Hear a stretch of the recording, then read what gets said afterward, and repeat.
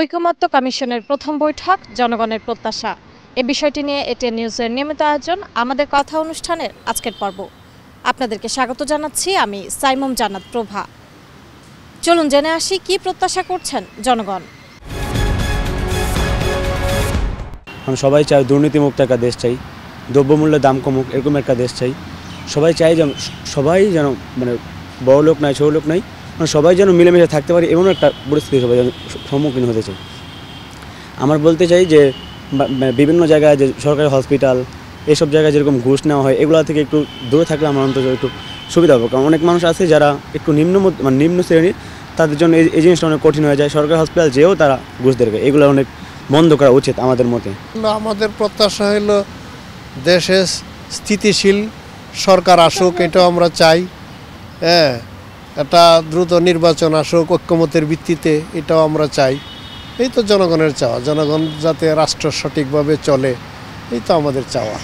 আমাদের তো আর কোনো চাওয়া নেই। এই গভর্নমেন্টের সিকিউরিটি এনশিওর করা, সবার জন্য সমান জাস্টিস করা, যেমন ধরনের মুভ জাস্টিস যে হচ্ছে না, এগুলো তো অবশ্যই কাম্য না। এগুলো হচ্ছে আর কি, এগুলো অবশ্যই হওয়া কাম্য নয়। মানে সবাই কিন্তু আমরা ইনসিকিউর ফিল করছে এখানে, তাই না? সিকিউরিটি মেইন কনসার্ন আর কি, তারা এটা এনশিওর করতে হবে। মানে সবাই যাতে আস্থা রাখে তাদের উপর, সেটা আমার প্রত্যাশা আর কি। ওভারঅল দেশে একটা ভালো একটা সরকার যাতে আসে, সঠিক ভোটাধিকার সবাই যেন প্রয়োগ করতে পারে, সবার জন্য সমান সুযোগ রাখা, সেটাই আমার মানে কাম্য।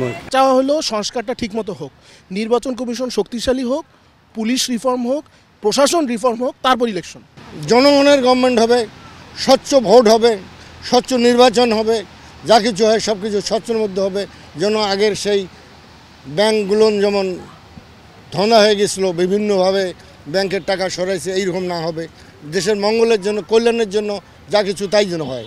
গণতন্ত্র বলতে যা বোঝায়, মানুষের স্বার্থ রক্ষা করা, মানুষের অন্নবস্ত্র বাসস্থানের ব্যবস্থা করা, মানুষের মৌলিক অধিকার সংরক্ষণ করা, সংবাদপত্রের স্বাধীনতা রক্ষা করা, তো সেটা যদি এই সরকার করতে চায় তাহলে নির্বাচনটা সুষ্ঠু হতে হবে। নির্বাচন সুষ্ঠু করতে গেলে এক কথায় যদি সংস্কার করতে হয়, তাহলে আপনি একটা কাজ করেন না, নির্বাচন কমিশন যদি এই যে টাকার খেলা বন্ধ করে দেয়, পেশি শক্তির ব্যবহার বন্ধ করে দেয়, ভোট জালজালিতি বন্ধ করে দিলে একটি সব ক্যান্ডিডেট নির্বাচন কমিশন অ্যারেঞ্জ করবে, একটি আইনই তো যথেষ্ট।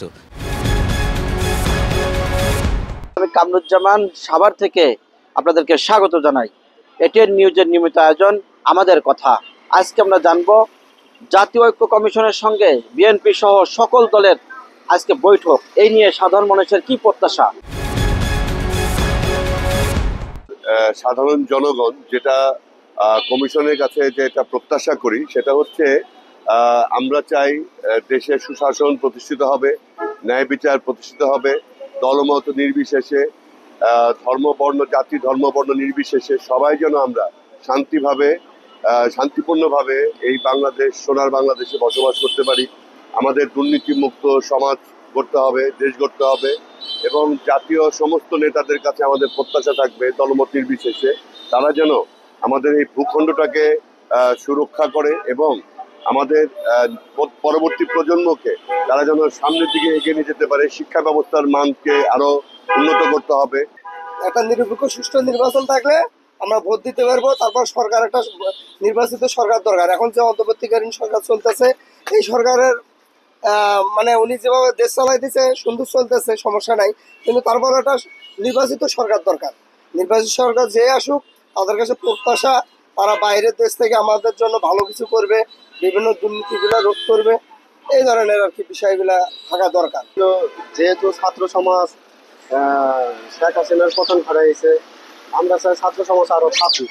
ডক্টর ইউনূস স্যার আছে, উনি আরো মানে যেভাবে আগে নিচ্ছে এসে আরো ভালো করে উনি আগে যায়, এটি আমরা চাই। দেশটা সুষ্ঠুভাবে চলুক, শৃঙ্খলা ভাবে বা বিশৃঙ্খলা না হয়, সুষ্ঠুভাবে ইলেকশন হোক, এটি আমরা চাই। ইলেকশন আগে লোকজন ভালো ইলেকশনে পাস করলে যদি ভালো যাইতে পারে পার্টিরা, দেশের কাজ করে যারা, তাদের দরকার। ওই যারা কি আর লুটপাট করে আমাদের দরকার নেই।